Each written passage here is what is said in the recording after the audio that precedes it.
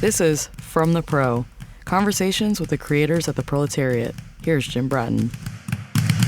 We're live at the Proletariat, sitting up on the little podium here where we're talking to Dan Jupiter. Dan Jupiter is in academia, but he's also a baker, an accomplished baker. So we've got some things coming up at the Pro. Dan, thank you for joining us today. My pleasure. Glad to be here. Got a few questions I want to ask. I want to get to know sort of how this whole thing started. Let me start with this. When did you first develop an interest in baking? I think as a kid, I was intrigued by baking. Licking the spoons after your mother makes the cookies. Yeah. At Passover, we had these crappy instant baked brownies, coffee cakes, chocolate cakes. They were terrible, but they were a lot of fun to make. I distinctly recall a Jewish bakery several blocks away from my parents' house that had these wonderful blueberry buns. And then a great place called Bagel World. What a great name, Bagel World. All Bagel bagels, World? Bagel World. How many bagels can you, There's lots of different kinds of bagels. And then finally a Montreal-style bagel bakery opened up a couple blocks away. That was as a kid. That was the interest as a child. As an adult, whole different story. Yeah? Well, then wait a minute. Interested as a kid because you felt like it could be done better than you are just... It was just an intriguing thing. I think, now I would call it sort of the alchemy of bread baking. You throw this lump of inedible stuff in the oven and it comes out wonderful. That was intriguing, but it was just a different process somehow than cooking. Like soup is not interesting, but cookies and pies and cakes somehow are. Was it texture? Was it the sweetness? Was it all of the above? I think it's just, think of a cake. You put it in, there's no air in it. Right. It comes out of the oven and it's airy and spongy and wonderful. So something happens. Some magic happens in the oven. Wow. An interesting approach on that. I still feel that way. That's incredible because your childhood's just a little bit behind you. It's a little bit behind me, but there's an amazing thing of, again, if you take a raw bread dough, no one would eat that. I don't care what kind of bread it is, no one's going to eat that. Right. And then when it comes out of the oven, it's transformed into something amazing. But not only that, you can't even tell what it was previous. Whereas if you look at a soup, you can see the carrots and you can see the bits of chicken. Bread, where's the flour? It's gone. It's a whole transition. Yeah. It camouflages the ingredients. You're leading me down a path that I never even thought about before. Did you ever work in a bakery then? As a child, you had an interest, okay? So I had an interest. When I was a kid, there was a store in Toronto called Mary McLeod's Shortbread, owned, founded, run by Mary McLeod. Mary McLeod. I still maintain these are the best shortbread cookies in the world. When I was in high school, so I knew her from when I was a kid. Yeah. When I was in high school, I worked at her store. She'd expanded it to a restaurant. So I was waiting, bussing. I occasionally helped out in the back making the cookies. The things that I remember are the giant box convection ovens. Yeah. I want to get one if I could find one. The giant table where they made cookies. There's a divot in the table from rolling so much dough. And I think probably... Is this like a wooden table? A wooden table. Probably most importantly, the way that Mary interacted with her employees, with her customers, and most important, the product. So yeah, these cookies are expensive because you should see the 400 pounds of butter that we have in the walk-in fridge. So we're not cutting any corners. How old were you when you worked there about? I was probably 15, 16. I still wasn't really interested in the baking, but the interaction with people was an awakening. Yeah, and again, her respect for what she was doing. And for the people that she both served and worked with? Yeah. Now, sadly, she passed away in 2016, but the cookies, the recipes are in good hands with her family, and the legacy lives on. So, where you worked as a kid? Yep. Still there? And it's in Toronto, you said? It is in Toronto. I think the locations are slightly different, but this still hadn't really awoken the passion for baking that it's become now. Which leads me to that. Okay, so you went to school, PhD in mathematics. Yep. And I don't know how you had any time to pursue baking during that period at all. I mean, there was a couple family recipes that I would do. My great-grandmother taught me an almond cookie recipe that I still make. That's one of the recipes I will never give away because it's a family secret. Okay. But no, I didn't. It was actually here in Galveston that I started. I was thinking about it today. I think I had maybe made those cookies or maybe made some biscuits, and someone asked what flour I used. Right. And then they mentioned this bread, Jim Leahy's No Knead bread, and I thought that sounds cool, I'll give it a try. And then I kind of got into, someone else also gave me Peter Reinhardt's Bread Baker's Apprentice. Yeah. And I found Emily Bueller's Bread Science, and I started fiddling about and making some cookies, making some biscuits, making pan à l'ancienne after work was very relaxing. But I think the pivotal moment came, a friend was moving out of town and we threw her a party, and I made bagels and I made a boule. Simple white bread ball with made a crosshatch pattern on the top, and I just remember the sort of shattering of the crispy crust as I cut into it with a serrated knife, and I think that was sort of, and that was the epiphany, and it's been uphill since then. I look back at those breads, except for that one, and they're terrible. But that was 8 years ago. Well, whoever you served them to, I'm sure loved them, though. People like the bagels, but there's a craftsmanship that wasn't there, but that's 8 years of practicing. This thing about sensory thing, when you slice into the bread with a serrated knife, I can feel that, I can see it, I can smell that as you're talking about it. Yeah, you eat first with your eyes, and I think bread is one of those things where people, does anyone ever look at a soup and say, well, that's a beautiful soup? That might be a lovely soup, but no one says that's a beautiful soup. But people look at bread and there's something there. There's a visual aspect. Yeah, in Peter Reinhardt's book that I just mentioned, he says, actually one of the first chapters is, what is it about bread? This analogy, I mean, I love soup, okay, I love a well-made soup, But I don't look at that and go, wow, that looks like a well-made soup. right, but you look at a well-made baguette or croissant, and you do. And you still have the smell and the taste as you would the with smell and the taste. other foods. Yep. As you got serious about this, did you find some peers here in Galveston that you would talk to, or are you basically on your own and grabbing it from published works on it then?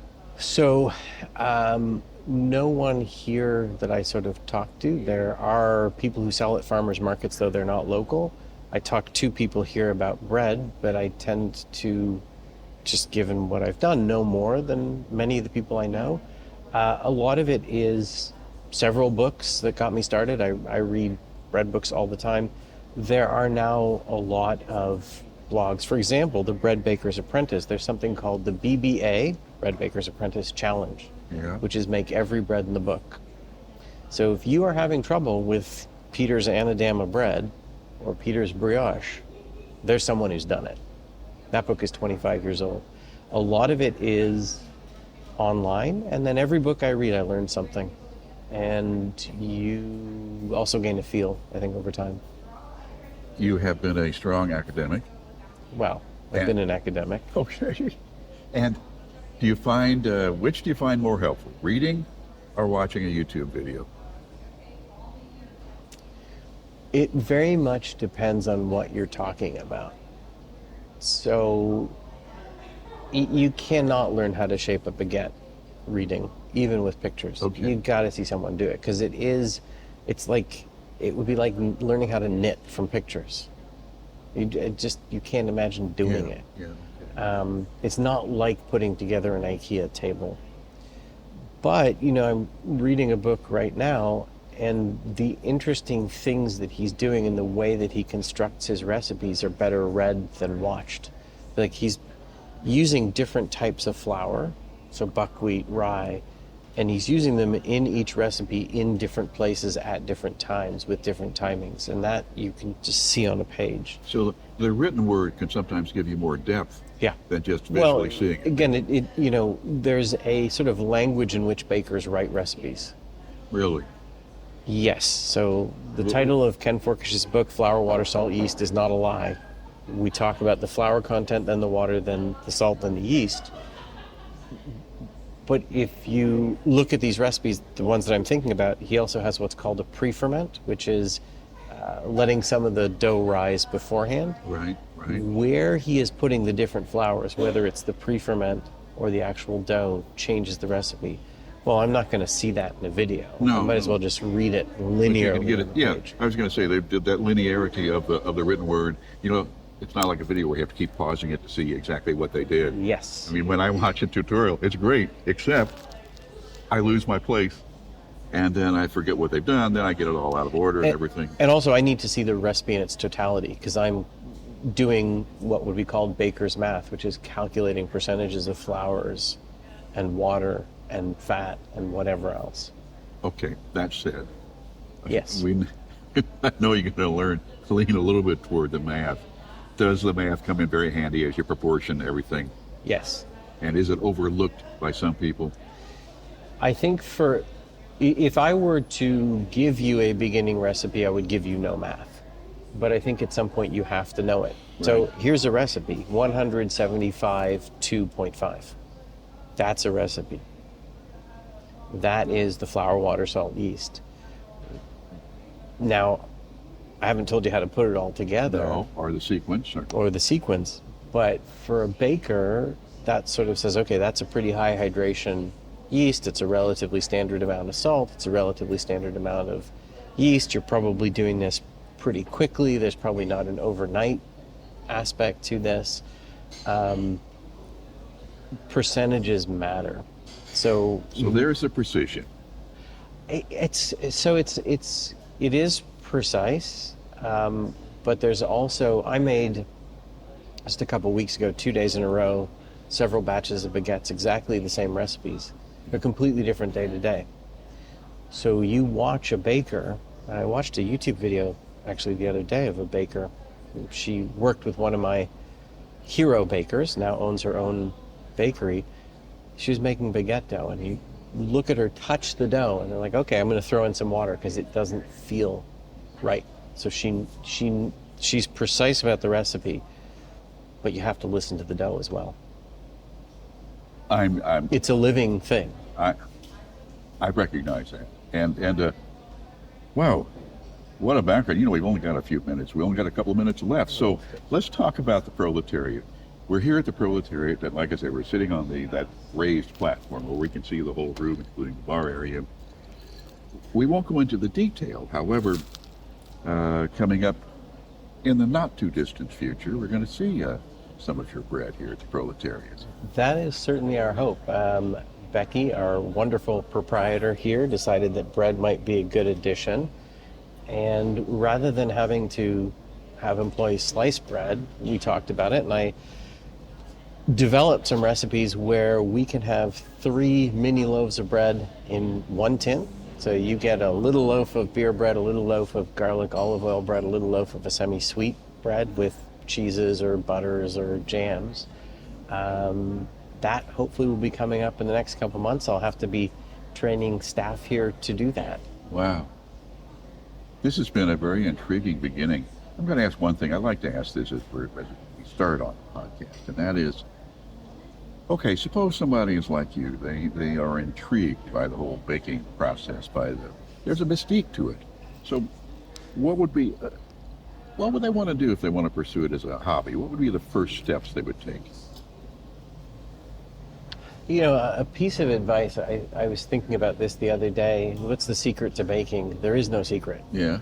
I think what makes a good baker, and hopefully one day a great baker, if I can become that, is the same thing that makes a great bread. Time, patience, and the thing that Mary taught me, which is respect for your ingredients. If you want to start baking, I'll go back to something I said a little while ago. Actually, I just read a book. I shared this with you. A young woman in Britain very young woman, teenager, was dealing with depression. And she started baking, and that helped her with, of course, psychiatric help, get out of the depression. The first bread that she baked after she saw her father bake, it was one of the first breads that I baked, Jim Leahy's no-knead bread. Try it. It's remarkable. It is relatively simple. There's a slight tweak to the recipe I would suggest to make it easy. It's easy to do, and you get this beautiful rustic loaf that you might think would come from your local neighborhood bistro. I might start there. Wow. And we'll put all this in the header on this podcast. This has been a delight. Thank you. We've just talked to Dan Jupiter about baking here at the Proletariat. There's more to come. More episodes of this podcast from the Pro right here at the Proletariat. Thank you, Dan, very much. Thank you, Jim. This has been From the Pro, conversations with the creators at the Proletariat. Theme percussion created and performed by Patrick Wheeler, mastered by Chris Criticos. From the Pro is a Jim Bratton production. I'm Sierra Sakel.